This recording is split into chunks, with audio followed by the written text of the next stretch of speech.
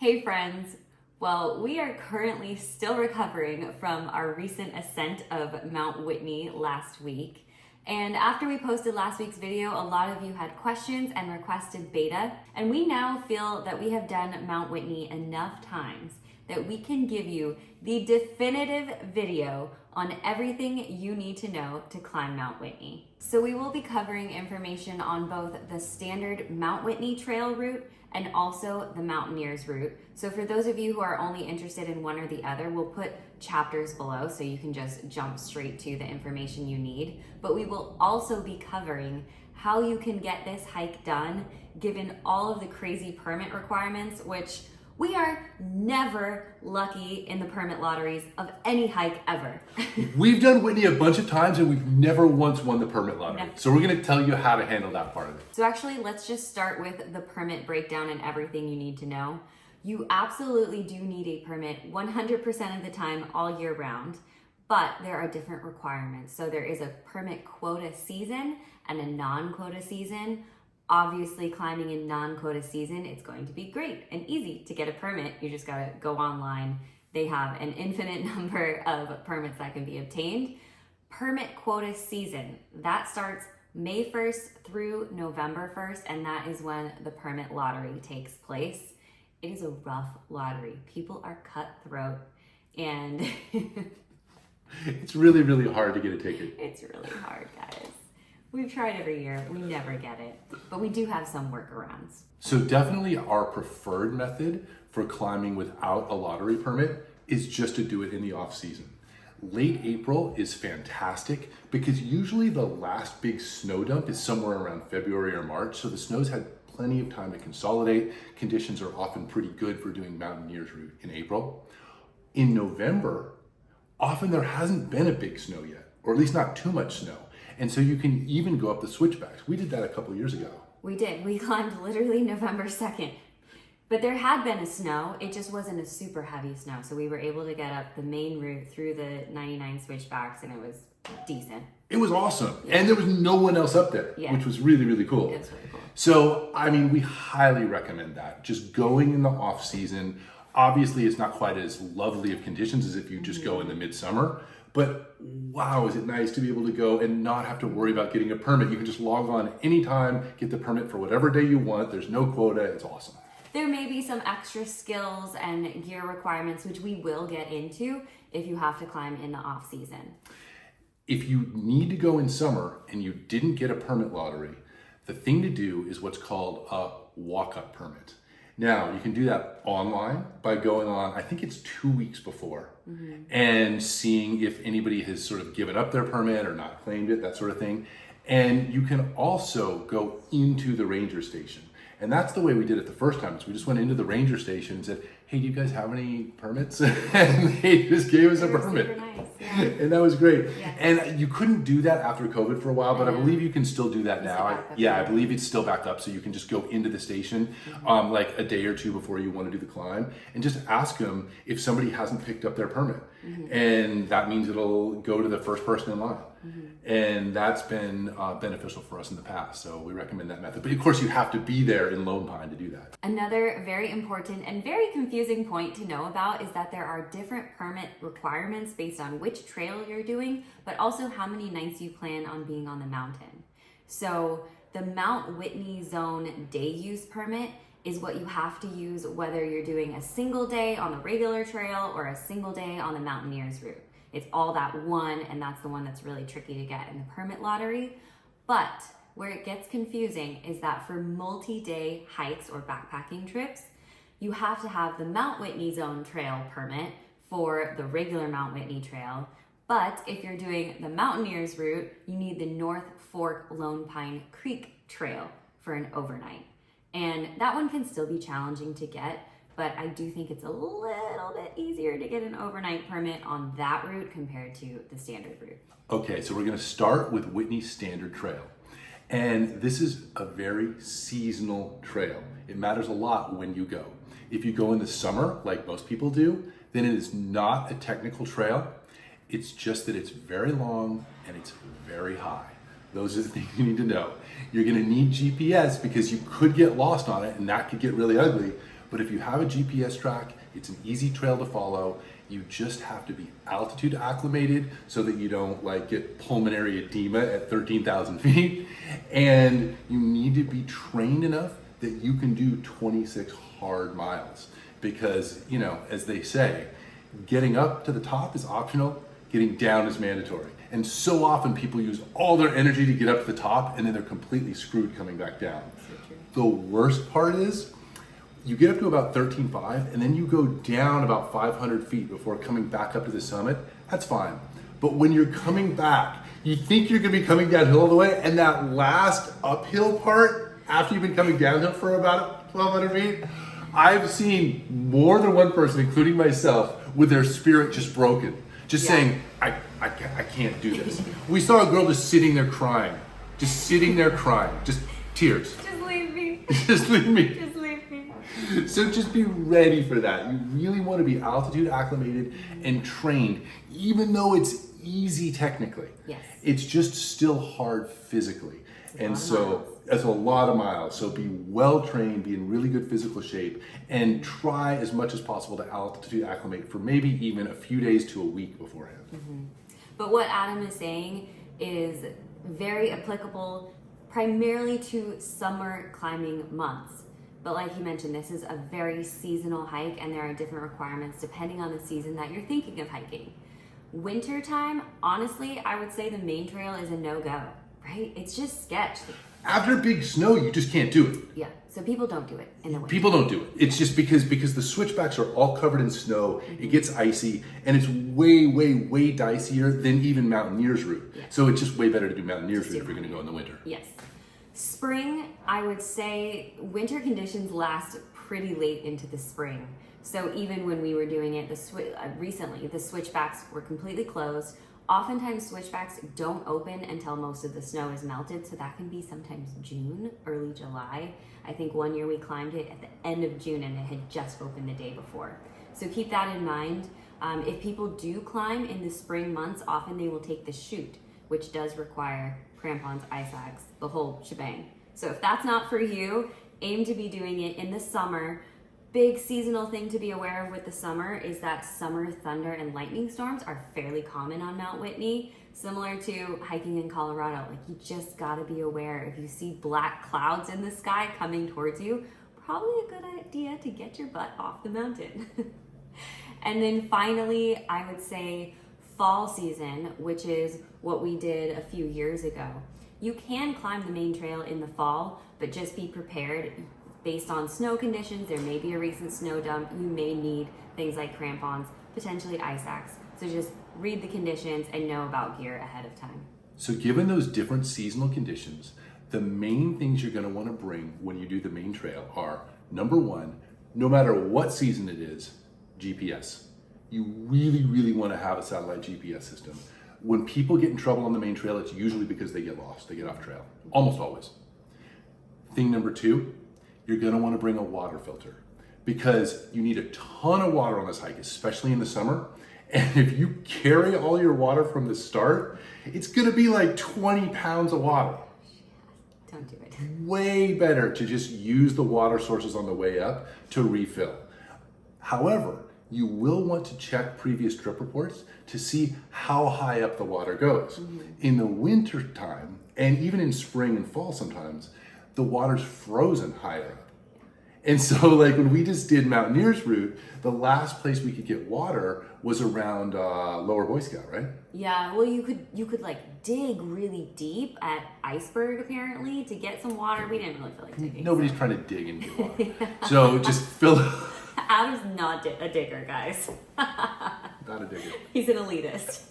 And so just be aware of where the last water fill up is, but definitely bring a filter because it's so much better than carrying 20 pounds of water from the start. You just don't need that aggravation. In addition to water, we both highly recommend very yummy, possibly sugary snacks for when you get over about 12,000 feet. Yes. It's really, really hard to eat at high altitude. Yeah. I like Pop-Tarts. Elise likes jelly beans. I actually like jelly beans too. He always has my jelly beans. He's always making fun of me when I buy them. And then he's like, hey, can I get some of those jelly beans? Yeah.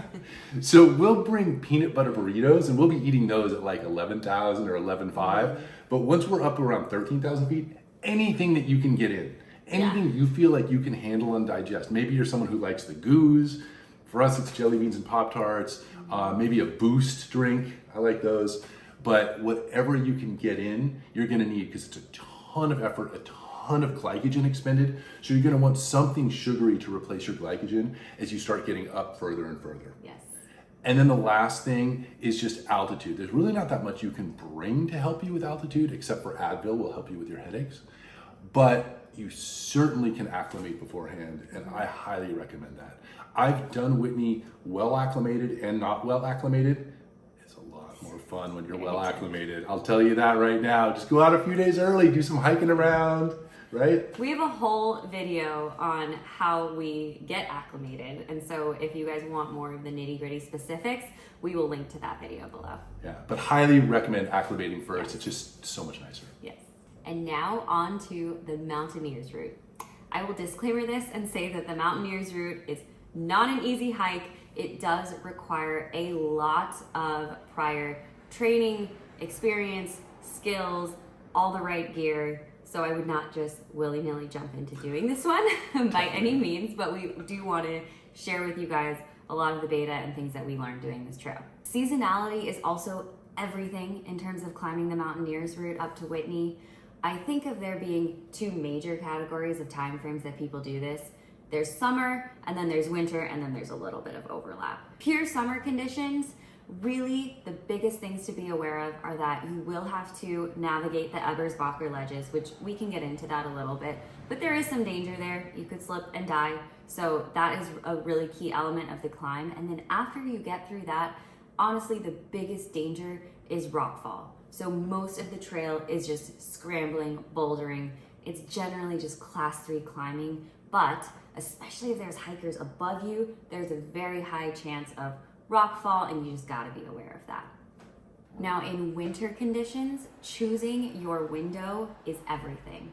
There's a lot of really key elements to be aware of before choosing your time frame for climbing. Biggest one, I think, is avalanche awareness and getting recent trip reports, figuring out, kind of tracking weather and seeing, okay, when was the recent snow dump? Have we allowed enough time to consolidate? There were so many times that we planned to do Mount Whitney. We were all ready to go, had our bags packed. There was a massive snow dump. Read a trip report. Yeah, we saw a recent avalanche fall, and we just opted out. That happened to us 4 times this winter. Yeah. We were ready to go 4 different times, and it just kept snowing. And we're just not going to go up there with snow that's unconsolidated and we don't really understand. And that was the same with most people. Most people just wouldn't go. Yeah, so that one is huge. Other big things to be aware of are just snow bridge danger, especially if you're kind of on the edge of the winter climbing season, getting towards later spring. The snow bridges are starting to melt. People can fall through, you can get trapped under them. So just being aware of like what is actually safe, and then knowing how to choose, do I want to just go up North Fork Lone Pine Creek because in the winter you can just climb right up it, versus once those snow bridges start melting, you're going to want to take the Ebersbacher ledges. So as you can tell from what Elise is saying, it's so important to understand what the conditions are. You want to read the recent trip reports, get as much beta as you can about what's been happening in the week or 2 before you go. However, sometimes there is some bunk beta. The worst was a bunch of people were saying, oh, I think you need snowshoes.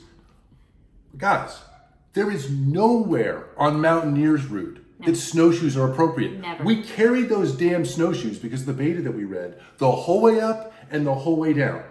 It's never appropriate. It's too steep. Never And do it. even if the snowshoes would stop you from post-holing, if the snow gets slushy, they're going to turn into skis because it's so steep and it's going to just launch you down the mountain. Snowshoes are not appropriate. What you want is crampons. You want crampons up, you want crampons down. That's the only thing that's appropriate on Mountaineer's route. I don't know why people are saying snowshoes. I don't know where they're thinking they're using snowshoes, but it's not the call. Be cautious of bunk beta, guys. With that said, though, it really is important to know what the conditions are. It was actually very helpful to us because we knew that there was some potential ice stuff up there, but we also knew that people had been saying that they've been summiting, and for a few days before us, there were a couple of summits. And so we knew it could be done. And that's a really nice thing to know. Yes. You know, you still have to be willing to turn around, but when we went up, oh my God, the conditions were absolutely perfect. We had crunchy snow that you could get your axe into, you could sink your crampons into. It wasn't slushy like it was going to give way. And when you get to the final 400, that is essential. Yes. If the final 400 was slushy, that would be dangerous AF.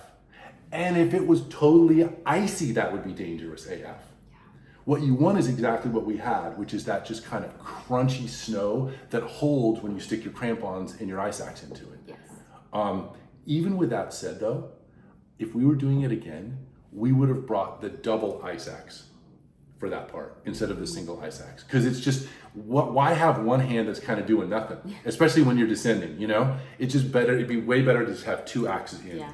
And it's just for that part. The rest of it is fine with just single ice axe. But that part, it would have been really nice to have the double. So this is actually a good time to just mention the most important gear that you will want to bring on the Mountaineers route during more winter conditions. So obviously, crampons, ice axe, gotta have them. Helmet, really important. We were getting hit by chunks of ice that were being kicked off the mountain by climbers that were up ahead of us. And wind. And wind. Just big chunks of ice. And if one of those is moving fast enough, it's almost like a rock. I mean, it could knock you out, knock you off down the mountain. So those are key elements. Obviously, having tons of layers. I would even recommend bringing different versions of gloves. So like I had a thin pair, and then I had more of a heavier, like snow pair of gloves. Weather, sun, shade, ice, wind, it changes constantly. And so you're gonna wanna have all the layers. Oh, I mean, it's actually really funny because people, every video we do, but especially these winter videos, they'll comment on these like, why are you dressed in such skimpy clothes? So irresponsible on a mountain. Have you ever done a hike and sweated ever in your life? If you have, then you would know that it sucks so bad when your base layer gets sweaty. I'm sorry, it sucks. And then you put it back on and it freezes. Who wants that? Oh, if your jacket is getting soaked with sweat, you immediately should take it off. Take it off. You do not want to sweat on a mountain. Yeah. That's why you have multiple layers. We would go back and forth sometimes every 5 to 10 minutes between putting a jacket on and taking it off. You guys probably saw me, like one shot, I'm just like in my sports bra, it looks like summer. The next shot, I just straight up have my full on like jacket put up because the wind would just, you'd get in a wind tunnel and you'd be all of a sudden freezing. Yep. But then the next minute you're just climbing up that crazy steep chute, sweating profusely. So Yep. Layers is everything. Layers is everything. I'm talking maybe 4 different layers. Yeah. Something like that. You know, with a kind of outer shell at the end to just break the wind when you're on top. You really need kind of everything on. Yeah. Yeah. Layers is huge. And lots and lots of extra sunscreen. We've learned this the hard way so many times when you're doing snow hiking, is that you're not just getting the regular sun, you're getting the reflection of the sun from the snow, and you will get 10 times more burnt. That is crucial. Crucial. When we did Whitney, I actually, even though I was sweating like crazy, I left my long sleeve on because when we had done Gorgonio the week before, I had put SPF 50 on my arms and they got fried. Yeah. Because I just didn't reapply. I got fried underneath. I've never been burned here in my life. Burned here. Because the sun's not shining down on it, it's reflecting up off the snow and burning you. So you have to not only bring really strong sunscreen, but reapply it pretty often. A lot. We reapplied a lot, and I still got some burns here and there. I got tanned on Whitney this time. We did it a lot better. But that was with 3 reapplications of face sunscreen. Whew. Do the SPF, guys. Just do it. Just do it. So now we're just gonna give you a walkthrough of the standard way up Mountaineers route. So it starts with a turnoff at North Fork Creek. So instead of crossing over the kind of little waterfall where the sign is, you will take a hard right and there is a use trail. So if you turn to the right and you're not on the use trail, you're not doing it right. Look for the use trail, you'll see it. Yeah. And look around for it. You follow that up very, very steeply, you wind back around and you have to do your first crossing of the creek. That can be perilous, as we found out, because the rocks are wet, okay? But at night, they can freeze. It looks like it's just wet. It looks for all the world like it's So just messed wet. up. Yeah. And you can see the grain of the rock. But as soon as I stepped on it, whoom, it was ice. I crashed down, broke a pole. Can you still see the bruise? Oh, you poor baby. Adam wants everyone to acknowledge what he went through. It was quite a fall. It was actually really I bad. mean, it was a saw hard it. fall. It was just yeah. And because it was just these icy rocks, they're just so slick.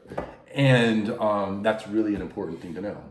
But part of why it's so important, aside from the fact that you just don't want to get hurt, the other thing is, okay, you're climbing and it's cold. And if you plunge your foot into that river, you're going to have a straight up wet, cold foot all day. We were quite concerned about the possibility of like frostbite from that. Yeah, You know? I mean, it was fortunate that it was such a warm day out because Yeah. we really didn't have any issues with that. But had it been super, super cold, we might have had to turn around just because of a wet foot. That would have been so sad. It's such a bummer. Yeah. And then you have to cross that creek again to get to the Ebersbacher ledges. And the second creek crossing, there's no trail for that. It's an off-trail crossing. So you are bushwhacking through the thickest brush. It's awful. It's awful. It's crazy. And then there's just this water that's like a river just rushing down. And you're just like, oh my God. It's not like you're going to drown if you fall in, but it'd be the end of the hike because you'd be completely drenched. For sure. And it's a really tough crossing. Getting through that on the down climb, I was so grumpy. Very grumpy. Because you're so close, but you're so far. So then you get back across the creek and then you have to find the ledges. Yeah. And that's not that easy to do. You must have GPS for this. It's crucial because you're basically going up this kind of crack at first. And then once you're up the crack, it's not so bad. You can kind of see the ledge that you have to go along, and we'll show you some footage of us going along it in the dark. And then there's basically a hairpin turn that you come back along an upper ledge. Yeah. And once you've navigated that turn, then you're kind of okay. This tree is a very good landmark. Just a little bit past this tree is where you have to double back along the dicey ledge. You basically stick to the big wall on your right for most of the way up, and there's no more really dicey ledges. But navigating that turn is essential because it's really easy to get off there. And I think when people die on the ledges, that's how they die. They're off route. I think they're off route. I think because when you do it properly, it never really feels that sketchy, honestly. It didn't feel that bad. But if you get off route even 10 feet, And it's so easy to get off route. yeah. So just really have your GPX, especially if you're doing it in the dark, and just be aware of where the turn is and just taking your time to find it. It took us a whole extra half an hour to do it properly, but we did do it properly and it was totally safe. So once you've made it safely through the Ebersbacher ledges, in winter conditions, that's where we opted to put on our crampons. It's basically right before Lower Boy Scout Lake. And then from there, I would say the route is pretty straightforward. It is not hard route finding from Lower Boy Scout Lake up to Upper Boy Scout Lake. And then the next big thing that happens is there is a short but very dicey little climb that you have to do to get up to Iceberg Lake. Essentially, you're walking along. It's pretty steep climbing, but it doesn't really feel that sketchy until you get to this little traverse. And from there, I mean, the run out is crazy. Crazy. Crazy. If you slip and fall, you're cooked. Yeah. Now, in really good conditions, it's not so terrible. There's usually some footprints, and even if there's not, the snow is crunchy and crispy. You can stick your axe in, you can stick your crampons in, no problem. But coming back down, the sun has warmed that thing all day. It was slushy, it was gnarly. We were digging and digging our crampons in, just making sure we had good footing each way. So that's really something to consider. Don't think you're done when you get off of the 400 and the couloirs. Yeah. There's still that traverse from Iceberg back down. That's when you really have finished the scariest part. So once you have made it up to Iceberg Lake, that's where we think it's definitely a good idea to put on the helmet, because from here, you're basically going straight up the couloir. It's very steep up to the notch, and there's a lot of potential for rock fall and ice fall. So helmet is key. Helmet is key. Yeah. The other thing that I think is key is just to remember how high up you are here. It is so steep. And for me, it was about 2 steps, pause, and 2 breaths. Step, step, pause, 2 breaths. Yeah. If I tried to do more than that, my heart would just be going so hard. You can feel it just pounding in your throat. It's just, you just have to go very slow, very measured pace. A lot of people end up turning around at the notch, and some of that's because they might be scared of the final 400, which is fine, but sometimes I think it's just that they feel so bad by the time they reach it. They're probably trying to go too fast. You just gotta take your time. Yeah. Just, I feel like everybody in the cool water is just like mutual suffering. It's a lot of suffering in the cool water. But just know that you're gonna get there. It just takes time and patience and step by step. Yes. Once you reach the notch, in winter conditions, you have 2 choices. There's a traverse around the side that people call the walk-off route, which apparently in the summer is all right. In the winter, it sucks. And I thought it sucked just looking at it. You could see the track where people had gone. But here's the difference. When you go up the 400, it's so steep, it's pretty terrifying. Especially coming down, it is pretty terrifying. But you know what you're getting into. You know that if you slip, you're cooked. And it's not very technical, honestly. It's just step, step, ice axe, step, step, ice axe, right? It's just keeping your points of contact. Better if you had 2 ice axes. But it's straightforward, and you know you can't make a mistake. On the traverse, it's like a 50-degree slope, okay? And you're not going straight up and down, you're going sideways. That's way worse. Way worse. And if the snow's slushy at all or anything, if you slip on that thing, you're done, you're going. Yes. It's like a 1,000-foot drop. But because it feels more like a trail than, just walking up something that's vertical, I think people don't take it as seriously. So way more people die on that traverse, the quote-unquote walk-off traverse. They call it the easy walk-off. More people, they read the easy walk-off traverse. So they think it's easy. Way more people die on that than die on the 400. Yeah. So that's just an important thing to know. The 400 looks way scarier, but it's actually safer. At least in my opinion, it's safer. So obviously we opted for the final 400. It was definitely the right decision for us.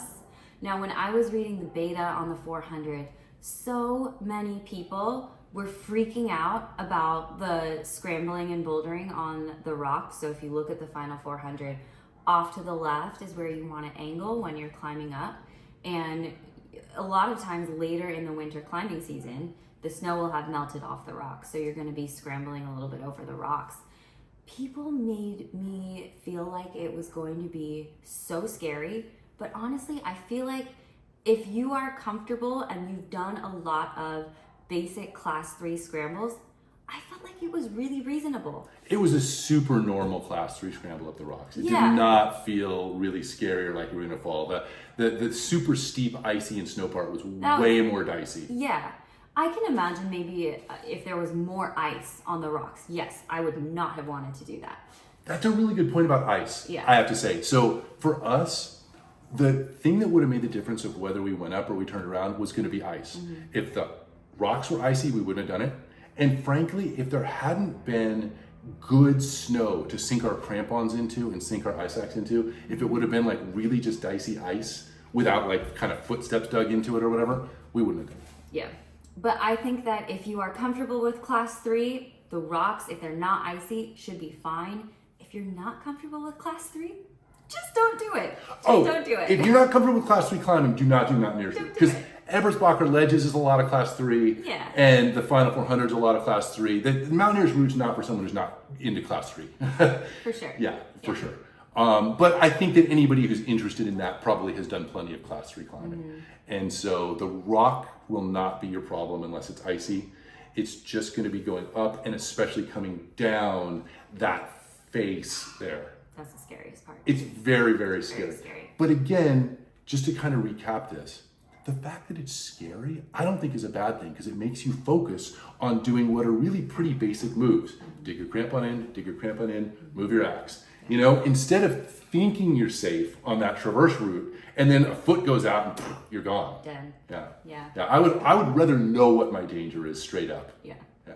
But once you have gotten through the final 400, you are essentially at Mount Whitney Summit. Yay! Yes! So take a minute, celebrate, but don't take too many minutes. Don't be up there too long, because remember, the longer you're up there, the warmer it's getting, the snow is starting to melt and get softer, and you still have to get all the way down the couloir and then down that sketchy little traverse below Iceberg. And it took us as long to come down as it did to go up. Oh my God. Yeah. Going down is no bargain. Yeah. Your legs just get wrecked because Yeah. it's like, you know, you just don't want to fall. Even in the couloir, it's so steep. Yeah. And so it's a long down. So much longer than I was anticipating. I was hoping it could be like Shasta, where you just get a super long glissade down Avalanche Gulch. Whitney is not like that, guys. Plenty of people have died trying to glissade in the super dicey and icy conditions. So just be careful. You just have to walk down it. And then especially that traverse back down from Iceberg. So you're at Iceberg Lake and you got to come down, and it's coming up. It doesn't feel too bad because the snow conditions are really good. Going down, it felt awful. Just be aware of that. And the later you do it in the day, the worse it's going to feel. Scary. But once we were off of that, we really did feel Yeah. pretty good. Like Yeah. we knew we were going to make it, and For sure. there was nothing else that was too bad. A lot of you actually asked us why we didn't just take the main trail down, but hopefully now that we've talked about it, from talking about the main trail earlier, in winter and when there's lots of snow, we just didn't know what the conditions were on that side of the mountain. We didn't want to risk it. We knew what our route was to get up, and we felt like we can just go down that. So that's why we didn't take the main trail down. And in general, when there's a lot of snow, Mountaineer's route is the way. People don't even ever try the main trail when there's a lot of snow. It's just, it's way worse than Mountaineer's route. So unless you hear that the main trail's open, just come back down Mountaineer's route. Yeah. All right. So I think that is all of the beta that we wanted to share with you guys. I'm sure that we left some things out. So if we did, if there's anything you're still curious about or want to know, always feel free to reach out, drop a note in the comments. I love it when you guys ask questions. Yes. We really like to be helpful in this way. It makes us feel like we're doing something useful for the community. So please, anything we didn't cover that you want to know, feel free to ask it in the comments.